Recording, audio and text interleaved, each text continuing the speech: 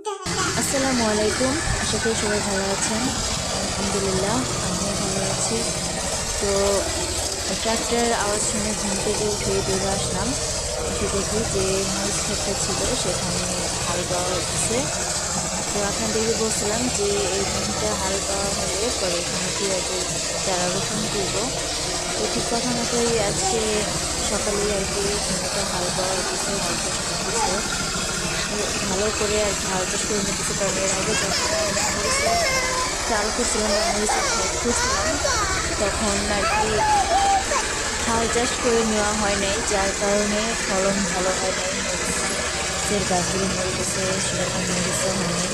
তো আজকে খুব ভালো করে আর কি জমিটা হাল চাষ করে নিতেছে যাতে জমির মাটিটা উর্বর হয়, যাতে জমিতে ফলনটা ভালো হয়। কারণ এর আগে যখন আমরা ফলন করছিলাম আপনারা আমার আগে ভিডিওটি দেখছেন যে প্রচুর পরিমাণে এখানে আমরা মরিচ তুলছি, তারপর হচ্ছে টমেটো করছিলাম, অনেক টমেটো হয়েছিল, কিন্তু এবার টমেটো হয়নি, যার কারণে আমরা হতাশ ছিলাম।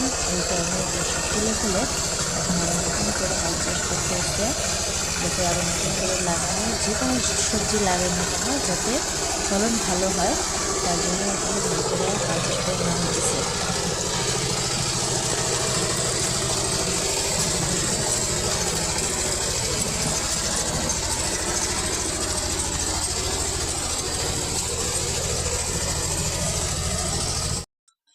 তো জমির হাল চাষ দেওয়া শেষ, এখন গাড়িটা নামাবে, তার জন্য প্রস্তুতি নিতেছে।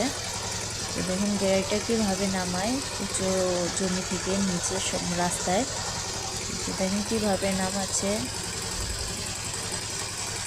এই গাড়ি নামাতে রিস্ক আছে, রিস্ক বলতে কি যদি গাড়ির একটা চাকা যদি 19 থেকে 20 বা উঁচা নিচে জায়গা পড়ে তাহলে গাড়িটা উল্টে পড়ে যাওয়ার সম্ভাবনা থাকে। দেখেন দুলাভাই কীভাবে করতেছে। গাড়িটা হচ্ছে একদম দুলাভাই নিজস্ব গাড়ি, এই গাড়ি দিয়ে উনি হাল চাষ করে এখন বর্তমানে গাড়ি দিয়ে হাল বাইতেছে।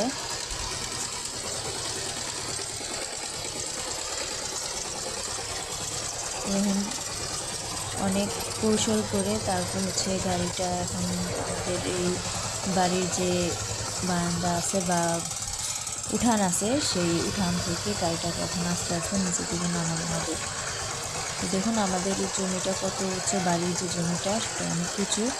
এখন দেখেন বাড়ি থেকে রাস্তার যে মেন যে রাস্তাটা সেই রাস্তাটা অনেকটাই নিচে, ওদিক দিয়ে আমার শ্বশুর আব্বা উনি আর কি গাড়িটা দিক দিয়ে ধরে রাখছে যাতে গাড়িটার একটু প্রেশার না পড়ে, যাতে সুন্দরভাবে গাড়িটা নামানো হয়। তো দেখেন এখন কি সুন্দর করে গাড়িটা নামানো হয়ে গেছে।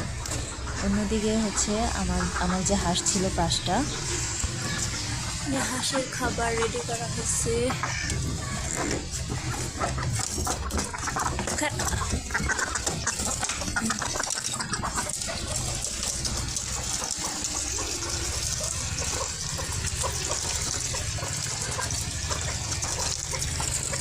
ওই দেখেন 2টা হাঁসের ডিম পাড়া শুরু করছে।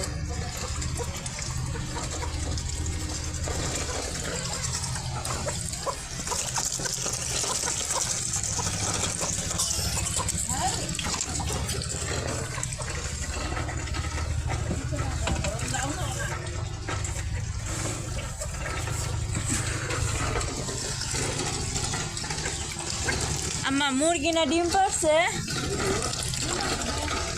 হাঁসের ডিম তো একটা পারছে আজকে।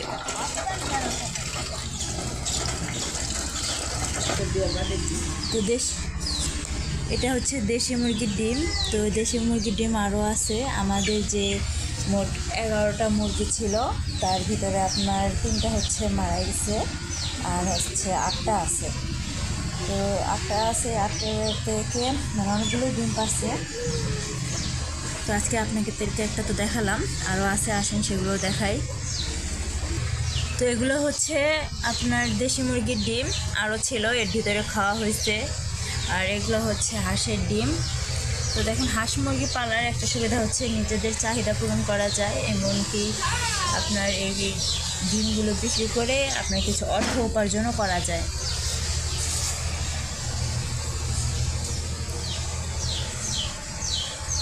ডিম না একটা আছে ঘরের ভিতরে হাঁসের। আমাদের বাড়ির আর কি আপনার বাইরের সাইড যে জমিটা আছে সেই জমি আর কি রাস্তার সাথে যে জায়গাটা সেই জায়গাটা। তো এখানে আব্বা কোদাল দিয়ে একা একা মাটি কেটে যে জায়গাটা নিচে আছে সেখানে বড় বড় মাটির যে চাকাগুলো আছে সেগুলো দিতেছে, কারণ এই জায়গার মাটিটা হচ্ছে উঁচা।